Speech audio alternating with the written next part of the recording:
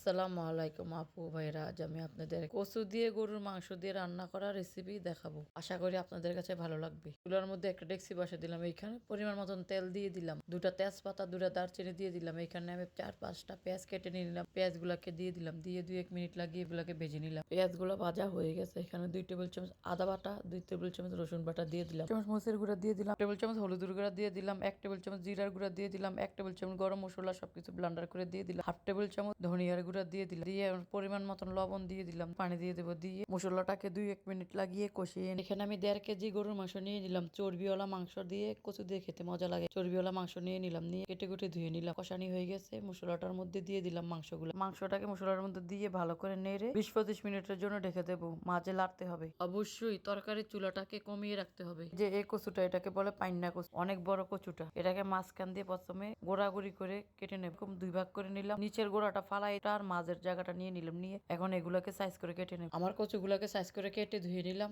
20 minute পর ফিরে আসলাম। তরকারিটাকে আরো মাঝে 2 বার নেড়ে দিচ্ছি, এখন আবার নেড়ে দেবো। নেড়ে হালকা কুসুম গরম পানি 1 কাপ দিয়ে দেবো, দিয়ে নেড়ে নেব। আবার 10 মিনিটের জন্য রেখে দেবো। 10 মিনিট পর ফিরে আসলাম, মাঝে একবার নেড়ে দিচ্ছি, আবার মাঝে কাপ পরিমাণ পানি দিয়ে দিলাম। কচুগুলাকে দিয়ে দেবো, কচুগুলাকে দিয়ে দিলাম, দিয়ে ভালো করে নেড়ে নেব। নেড়ে একটু হাফ কাপ পরিমাণে একটু পানি দিয়ে দেবো, নেড়ে 15 মিনিটের জন্য ঢেকে দেবো। মাঝে লাড়তে হবে আর চুলাটাকে কমিয়ে রাখতে হবে। ফিরে আসলাম 15 মিনিট পর, মাঝ লেড়ে দিছি, আর দেখেন মাংসটা আর কচুটা একসাথে মিশে গেছে। নেড়ে উপর দিয়ে গরম পানি দিয়ে দেবো, দিয়ে আবার 10-15 মিনিটের জন্য ঢেকে দেবো। 15 মিনিট পর ফিরে আসলাম, দেখেন তরকারিটা আমার হয়ে গেছে।